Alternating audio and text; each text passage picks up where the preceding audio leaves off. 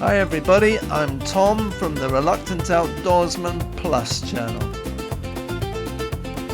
Believe it or not, we're back for part 8 of this series, which covers a walk from the historical centre of Porto along the northern bank of the Douro River to the Atlantic,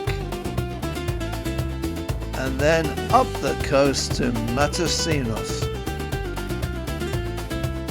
where a nice bottle of Vino Verde and a seafood lunch awaits us.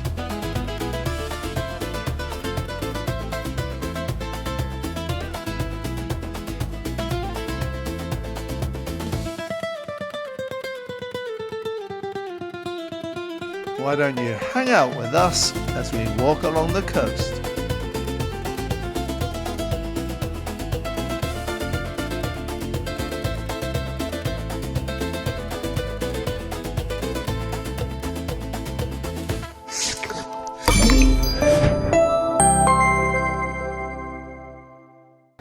That place down there, is it the Dome place? It's what, a dome place? The fish place, that restaurant. It's not a fish place restaurant, it's an area which specialises in fish places. There's lots of top fish restaurants around there apparently. That's nice, isn't it? Yeah.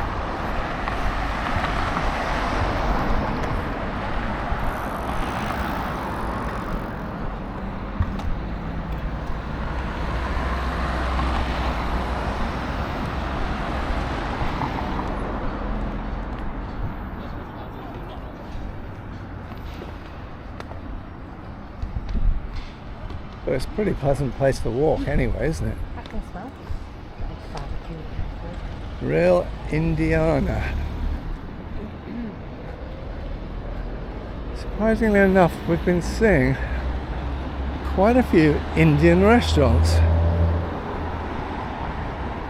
which surprised me. I don't know why it surprised me, because if you think about it, Goa was a Portuguese colony in India, so why wouldn't they have Indian restaurants? Just occurred to me then when I was saying. So we've got an Indian restaurant right next to our apartment, and we were thinking of going, and then I was thinking, well, that's a bit stupid, leaving Britain where we're obviously a close connection to India, but then so is Portugal.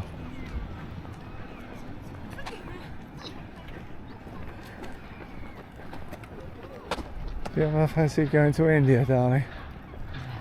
No, me neither really. I once had a friend who was desperate to drag me on our leave from the Hong Kong police straight to India, and I just wasn't interested.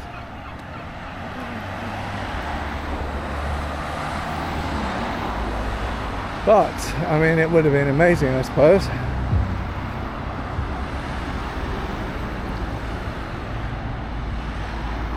But unfortunately, he is long gone.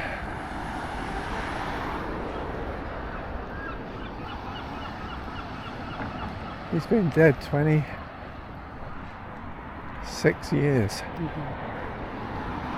My mate from the Hong Kong police.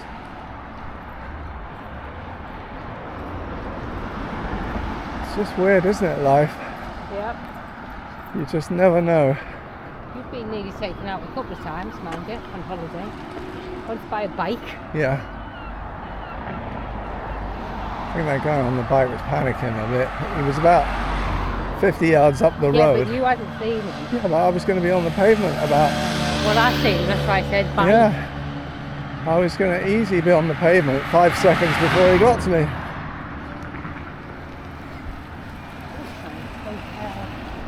Yeah. Villa Foz.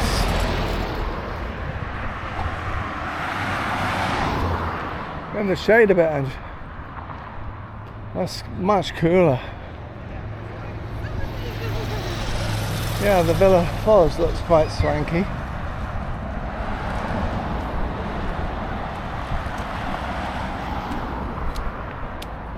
And yeah, I know, I saw a YouTube program about best places in the world to retire. And What if it was Portugal? Portugal was right up there. Yeah. Because they really welcome retirees, apparently. They want to get you over there to spend the last of your money, which is great, and they do make it quite easy for retirees to get there, apparently. So it would be a possibility.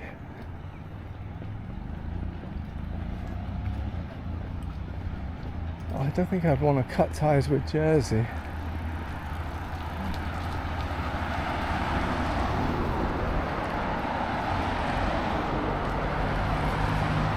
Although you could, couldn't you? You could start completely again. Not for me. Not for you. No, I'm not leaving Jersey. I go on holiday. I'd go for a month, or I'd go for 6 weeks, like Southeast Asia, go to Thailand for 6 weeks, come somewhere like here for a month. But no, I'm not leaving. Okay. I'll take the house off the market. You could go if you want. That's where we're so lucky. I mean, to rent a 3-bedroom house in Jersey is, even with property prices declining at the moment, you're talking about £2,500 a month, £2,000 a month at least.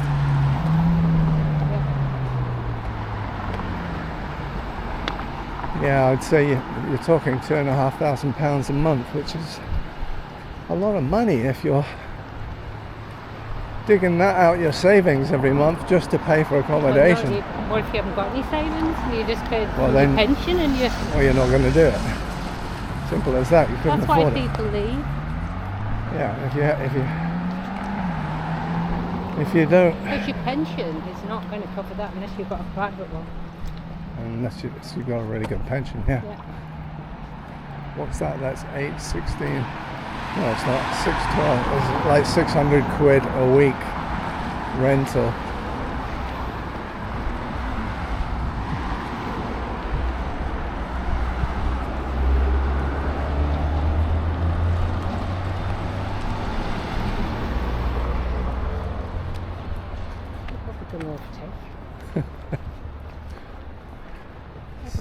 So what was the name of the place?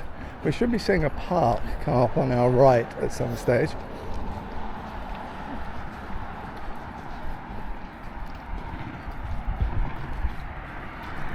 I saw a great Australian film once where this guy,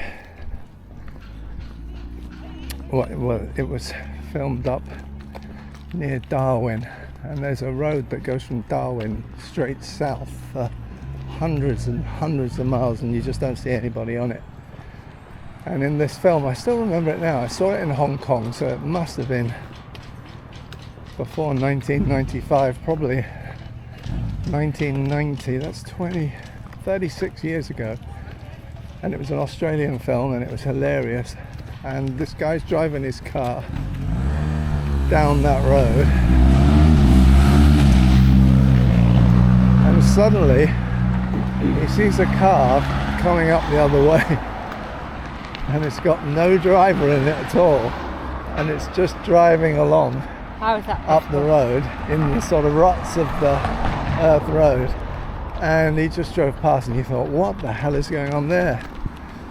And about a mile or two down the road, he saw this guy frantically running up the road. And Well, how has he got... Because it well, was just a straight line. yeah, straight line. This bloke said, what the hell's going on? And he said, well, it's so boring just driving in a straight line that I wedged the accelerator on, got out and decided to go for a run alongside the car, but I fell over. Is this true? Or is it This filmed? was a film. Oh. And he said by the time he'd got back up, the car had got about 100 yards lead on it, and he was trying to catch it up, but he was failing miserably.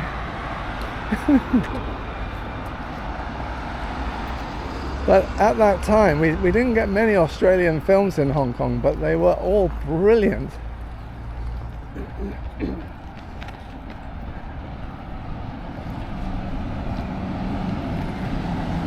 And when was the last time you saw an Australian film? You never see them, do you? No. I'm sure you must be able to. Crocodile Dundee, that's a Hollywood film.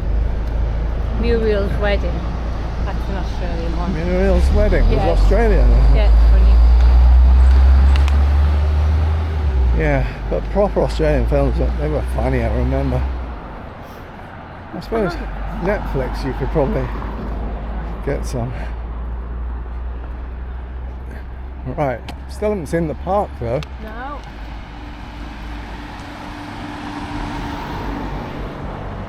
Park on the right. Yep. And then the last beach ends somewhere near the end of the park, and then you're in that area.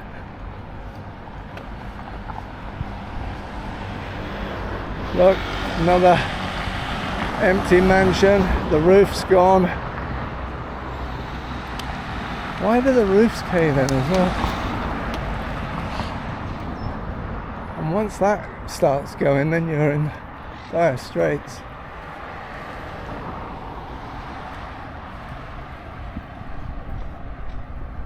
I mean, it's a big old place that to just be left on the waterfront.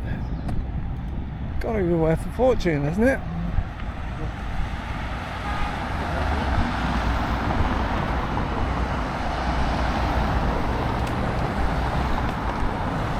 Well, this is a funky car, look. Whew. Was it did it have a big camera on the back? It had something on the back. Yeah, I think that might be a Google Earth car.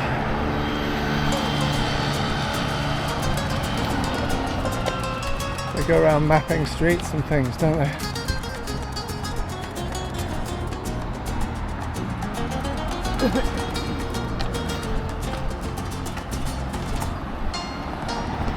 I wasn't really expecting this. It looked like it was a straight road with park on the right. I don't know, what do you think? There's nothing down there. We don't want to go down there. So yeah, we cross over. Come on.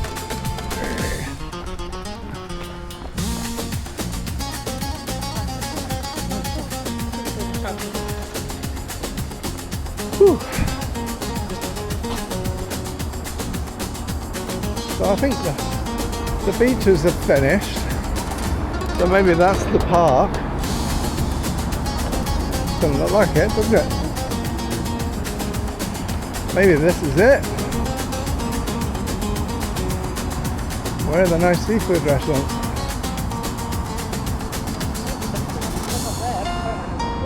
We'll go down there. Maybe down that end looks promising. Zona Partilada. Circule de Varga. What does that mean?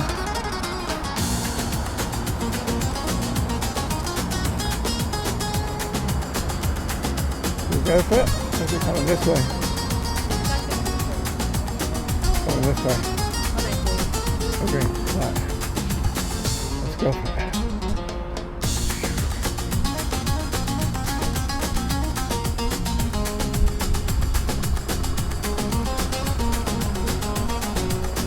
Can't be that much further.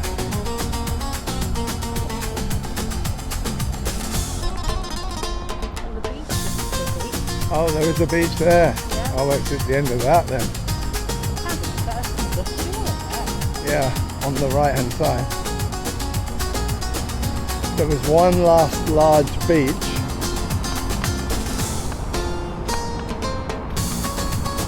Right, so as you've probably gathered, my wife Angie and I seem to be a little bit lost. But there's no need to panic. On this 2.5 hour walk, we're only 15 minutes away from our destination.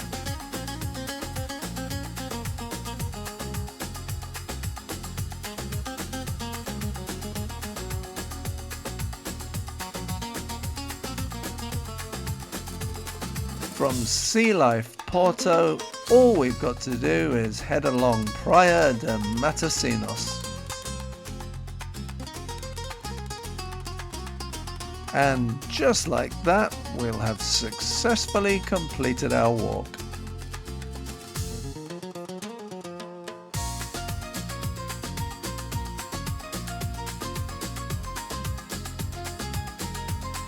Anyway, the last quarter of an hour will be covered in the final episode, part 9.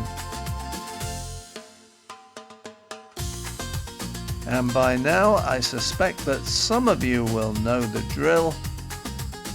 It will be posted next Tuesday.